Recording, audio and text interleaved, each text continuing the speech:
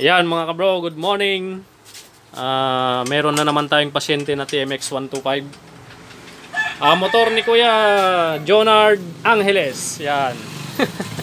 Kuya Jonard Angeles from Cavite. Cavite, Nueva Ecija, Gimba. Yan mga kabro. So mahalinghing yung kanyang motor mga kabro. So inuna kong baklasin dito sa bandang side para may check muna natin yung kanyang pinion gear. Yan, kung makikita nyo ito, umaalog na mga kabro.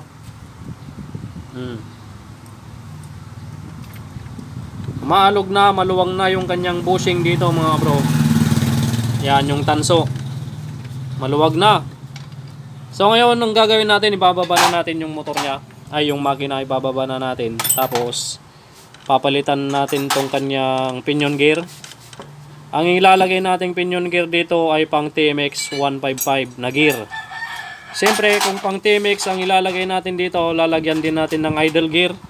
Dito yung kapares nito, tapos yung kickstarter gear. Partner yan mga bro, tatlo. Kasi yung ngipin ng gear ng 155 sa 125 ay magkaiba, mas makakapal yung pang 155 na gear. Okay, so mas matibay ang ilalagay natin pang TMX 155. Pati yung panggilid niya papalitan na rin natin ng pang TMX 155. Okay, baklasin na muna natin to mga bro. Yan, shoutout kay Kuya Jonard. Jonard ba?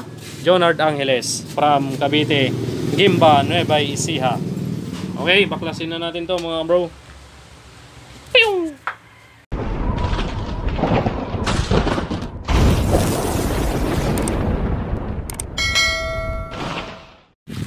Okay mga kabro, nabaklas na namin ni Brother Lito yung makina ng 125. Yan, so ang papalitan nating gear sa kanyang loob ng makina mga kabro, papalit din tayo ng kanyang tercera. Yan, natanggal ko na. So bibili na lang tayo ng tercera na gear, third gear, tapos yung kanyang idle gear mga bro sa kickstarter gear mga bro, napalitan ko na pang 155. Yan, ito yung pang 155 na kickstarter gear. At ito naman yung kanyang stock. Yan, ito yung stock ng 125 na starter gear mga bro. So bali nagpalit tayo ng kickstarter gear, tapos yung kanyang pinion gear. Yan, pang 155 na rin to. Tapos saan na yung kanay bro, partner nito, yung idle gear nandyan, ayun yung idle gear. Tapos yung idle gear mga bro ng pang 155. Yan, bali tatlong piraso to idle gear. Tapos itong salpakan ng clutch housing. Yan, so para mas matibay yung kanyang lalagyan ng clutch housing mamaya. Yan, pang TMX 155. Tapos bili din tayo ng tercera. Okay? Okay ko na mata bro. Okay bro. Ayo. Let's go mga bro. Bili na tayo ng pesa ni boss. Ko ba na kinakausap mo ako? A few moments later. Ayun mga kabro. So nakalimutan kong sabihin sa inyo mga bro, birthday ko pala ngayon. Happy birthday to me.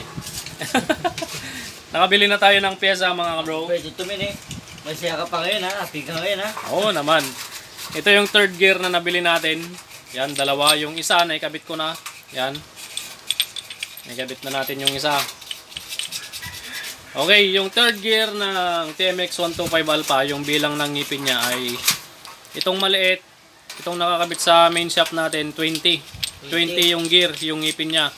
Tapos itong sa counter shaft gear ay 28T yung ngipin nito. 20 tsaka 28. Okay, magsa-shoutout muna tayo kay Kagawad. Hello po mga tanghali. Tapos si Kuya, ano pangalan mo kuya? Si Kuya Jonard from Gimba, Nueva Ecija sa Cavite mga kabro. Cavite, napakalayo. Barangay Cavite, Nueva Ecija. Napakalayo ng pinanggalingan niya. Napakalayo. Napakalayo. Abot sa ano ah? Sa? Abot sa malayo. Oo, sabot sa malayo na. Oo, abot sa malayo eh. Alam niyo tunulgan natin. At alam niya, pinapalimpigin natin yan. Napapanood ka daw niya. O, diba? Oo. Ibig sabihin nun, sige na talaga tayo tatlo. Sikat ka na, no? Sikat ka na, no? Oo, pati ikaw. Pati ako. Oo, sama na rin. Okay mga bro, isalpak na natin lahat ng ating nabiling pyesa para makauwi din si Kuya mamaya dahil may lakad tayo mamayang hapon. Siyempre, birthday natin ngayong hapon, ay ngayong araw na to mga bro. Okay, maraming salamat sa lahat ng babati sa akin dyan. Maraming salamat mga bro. Mag-assemble na tayo. Ako nga sa'yo. Anong kahilingan mo sa aking karawan? Sana dumami pa yung gagawin mong motor para sa ikakabuti natin lahat dito sa baryo. Uy. Ang sana, ang hiling ko na sa'yo, magpakabay ka, magpakabuti ka, at higit sa lahat, mapagmahal ka sa kapwa. Yun. Yun lang ang masasabi ko sa'yo. Ayun, maraming salamat kagawad. Sana makasama pa kita habang buhay. Yun. Salamat. Okay mga kabro, so ito na yung Kickstarter gear ng TMX 155. Yan. So nailagay na natin, pwede na natin ikabit yung kanyang spring cake. Bago yung spring cake, yung washer muna. Yan. Tapos spring cake. At syempre yung kanyang lock. Guide ng spring cake at yung kanyang washer. Tapos pwede na natin isalpak mga kabro. Yan. Tapat lang natin yung spring sa butas at pwede na natin ipaikot. Taas ng bagya at ibaba na pababa. Yan. Tapos testingin natin yung kanyang idle gear kung mag-free wheeling siya. Yun no. Free wheel siya mga kabro.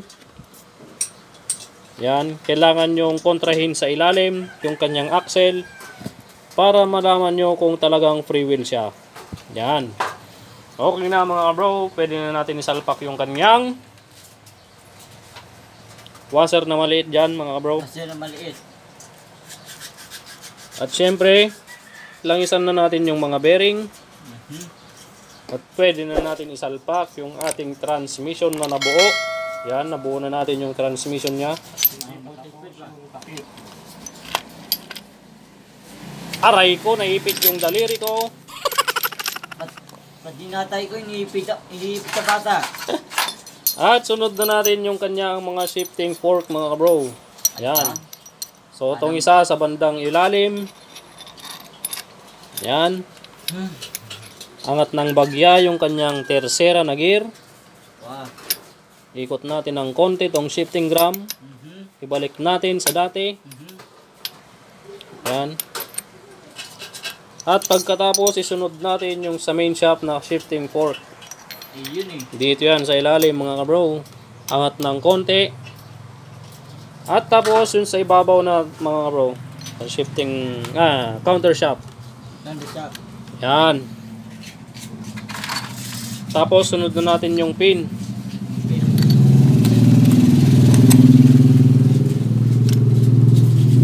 Pukpok natin ng konti.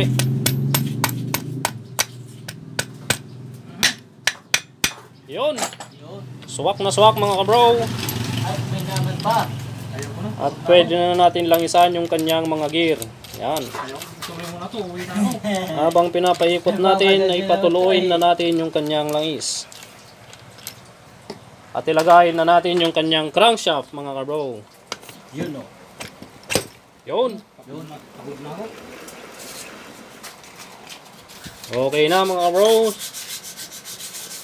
Ilagay na lang natin yung kanyang crankcase. Okay. Pero hintayin muna natin si Brother Lito. Pinapakintab pa lang niya yung crankcase eh. Yan. Ganyan maglinis si Brother Lito. Hindi niya nilulubayan yung crankcase hanggat may nakikita siyang batik-batik na kulay itim. Oh my God! Wow! Kasi kapag trumabaho tayo, malinis nakakaya kay kagawad. Yun. Thank you. Maraming salamat sa'yo. Baka uyawin niya tong trabaho natin eh. Yun. So yung linis na ginagawa niya mga bro, kerosene lang yung gamit niya. Sinasabayan niya ng liha, steel brush at brush mga kabro. Pino lang, nasa 1,000. Yun, nasa 1,000 lang na liha mga kabro. 1,000. Okay, hintayin na natin yun. Natitakip na natin to.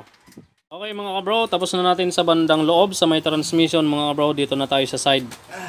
Yan, ito na yung panggilid natin ng 155 mga kabro. So ito yung oil pump natin, oil pump gear 3070. Drive gear 21T. Yan. Tapos yung ating bagong clutch housing na 70T. Pang TMX 155. So, bali yung isang lining na nakaiwalay dito mga bro, pinagsama-sama na natin dyan. Yan. Ito yung dating clutch housing niya. Dahil may halinghing na yung motor ni Kuya. Yan, hinging. Ano yung hinging? Halinghing. Sabi niya. Yeah. Pusa. Yun, pusa-pusa mga bro. So ngayon, nag-convert na tayo ng pang 155. Tapos yung tercera, yung third gear niya, pinalitan na rin. Yun mga bro, tapos na natin buuin yung makina. Yan. So pasensya na kayo, hindi ko na step by step dahil may video naman na tayo kung paano magbuo ng makina ng mga 125 na TMX. Okay? So marami lang kasing magulo dito kanina na bata. Ayan yung mga batang yan. Mabait yung mga yan. Hindi pa kasi ako nakatatapos magsalita, mababait yung mga yan mga bro. Yung isa na nakabike kanina, wala na, umalis na, lumayas na. Okay, so pag naikabit na natin sa chassis, paanda rin na natin mamaya mga bro. At syempre tatanungin natin mamaya si Kuya Jonard. Siyang magro-road test. Kagawad, game? Pagka pong tangali. Tapos na natin mga bro. Yan si Kuya Jonard, road test na niya. At naging TMX 155 na panggilid na siya mga bro. Hi mga kabro! Shoutout sa YouTube channel ko! Oh, shoutout daw kay Kwan. Sophia. Sophia.